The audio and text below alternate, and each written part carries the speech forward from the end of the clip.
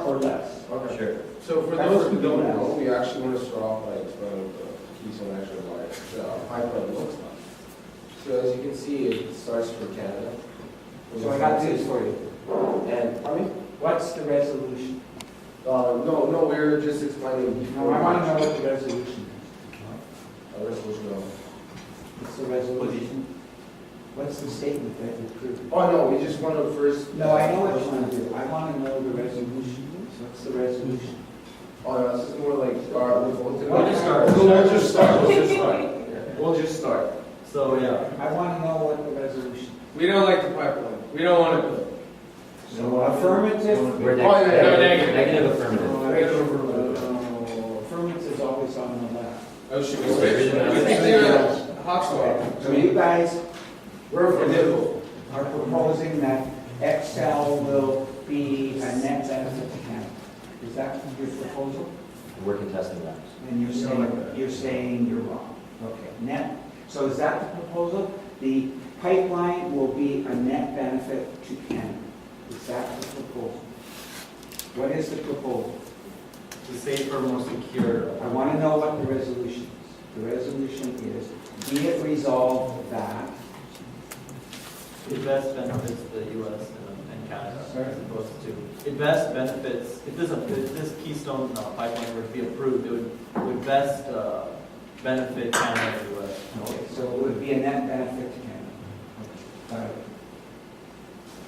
So the affirmative is saying net benefit and the negative is saying it's not. Correct. Okay. All right. So, good morning. Today our debate topic discusses the Keystone XL pipeline. Good idea when you talk to stand up. Okay. That's why professors stand up when they talk. So we are the affirmative, and we will argue for the And who approval are of the you? pipeline. Who are you? We are the affirmative, and my name is John, Elaine, and Juan, and we will be arguing for the approval of the pipeline based on three arguments: oil dependency, economic benefit, and efficiency of the pipeline. So what we have here is on July 6, 2013, a freight train carrying Bakken Formation crude oil carrying this oil to Canada was derailed and resulted in a fire explosion of multiple tank cars. 42 people were confirmed dead, with more than 5 missing and presumed dead. More than 30 buildings in the town center were roughly destroyed and burned to the ground. So what this shows is that the alternative, if this Keystone XL pipeline were not to be approved, the alternatives are less efficient and also more dangerous. So I will briefly discuss about oil dependency. Our global economy is dependent on oil, the consumption of oil and the utilization of oil. So that's basically based on transport and manufacturing, etc. So this is clearly a significant commodity. So with the Alberta tar sands, what we have here is a reservoir of this commodity. And a reservoir commodity that's about 170 billion gallons of oil that would sustain American demand for nearly 30 years, according to the FDA report. This is a valuable export for Canada and will no doubt greatly enhance their net exports. And this pipeline just represents export option number 1 for Canada. And it just becomes a matter of where to and how this oil is transported, because this oil will be transported regardless of the approval of this pipeline. And so when we weigh this pipeline against its alternatives, we argue that it's the safest and most efficient mode of transport and offers the best solution in transporting this oil. Now, what's the difference between the solid red and the dash red? So, yeah, this is the Keystone XL, the original proposal in 2008, which was denied by Obama. Yeah, Not enough time. yeah.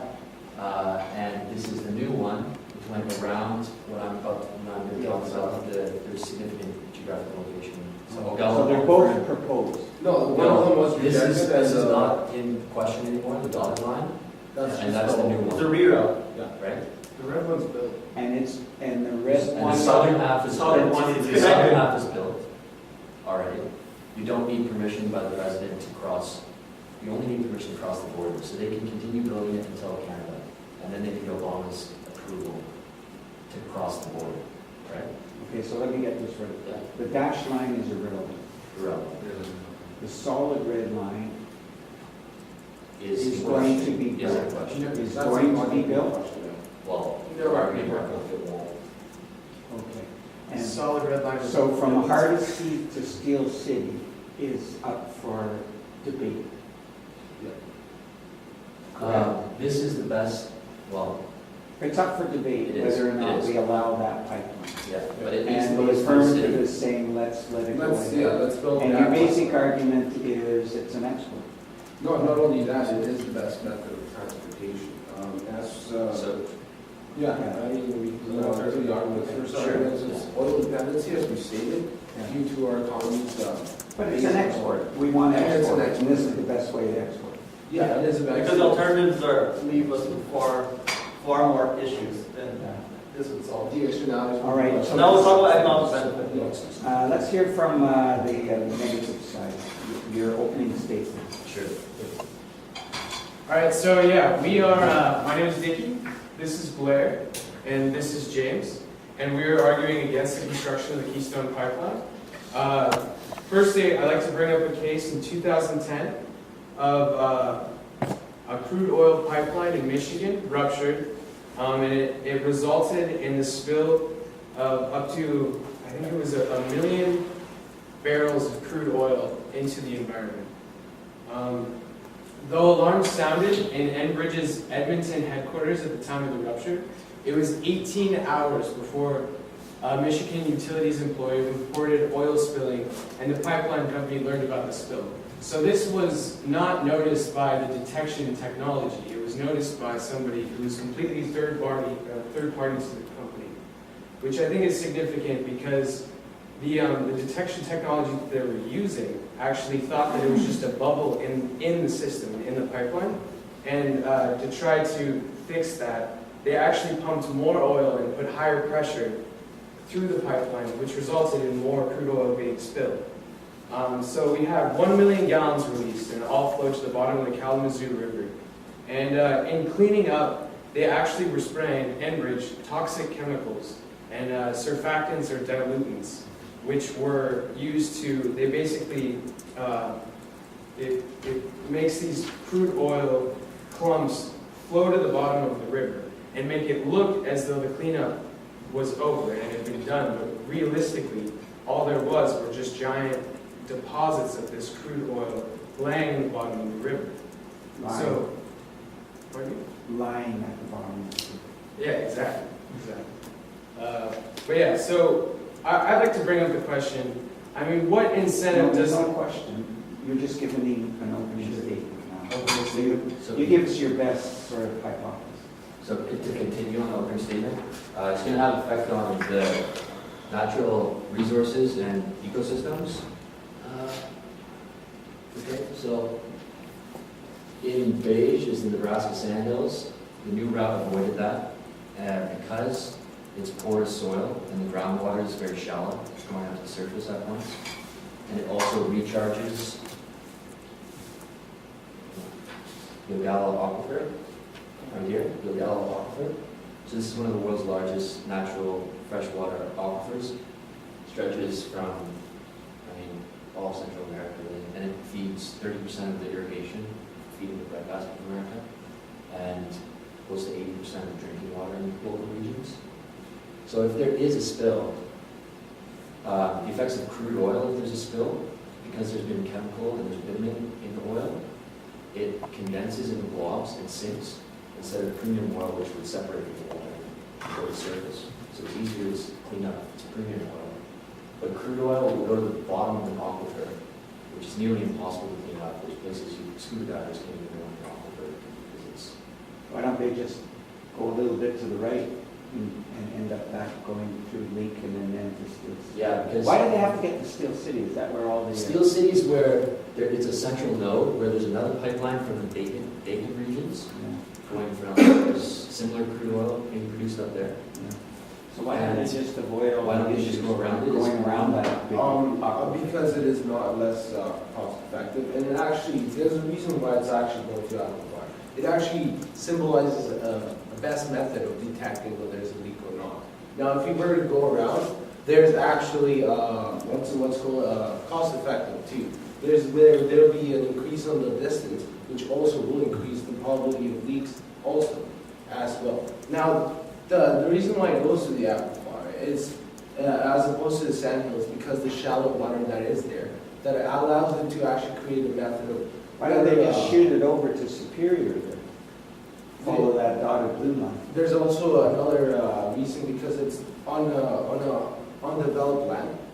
It also creates more risk to monitoring, as you know, like this land is due to farm and irrigation, so there is actually private sector there who will be monitoring, and there's an interest there to make sure that there is no spillage.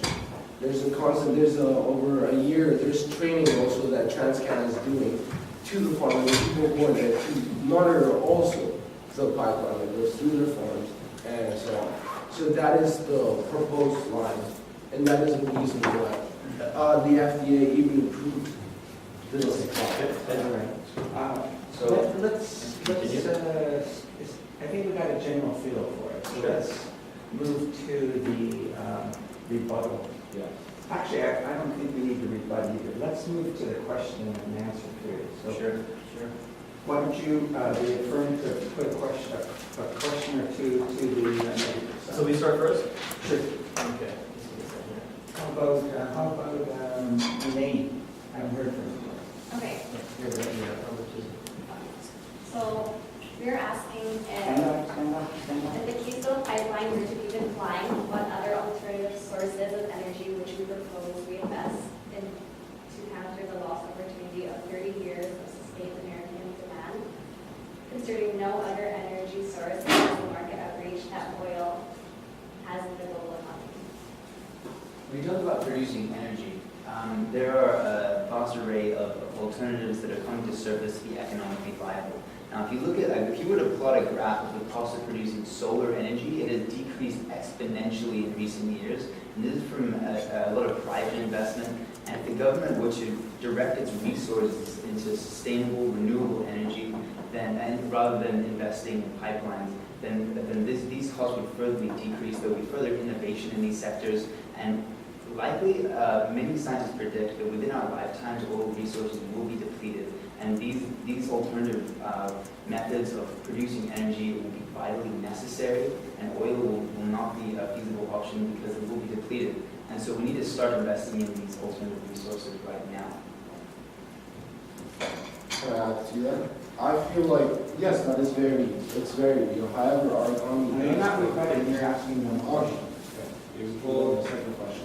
So, if this Keystone National Pipeline is declined, how do you account for other forms of alternative transport, just transporting a similar amount of oil across state borders? Basically, what alternatives do you suggest to transport the oil, considering this is a significant amount of oil and likely to be shipped to China through the Northern Key Line pipeline instead? So similar to your last question.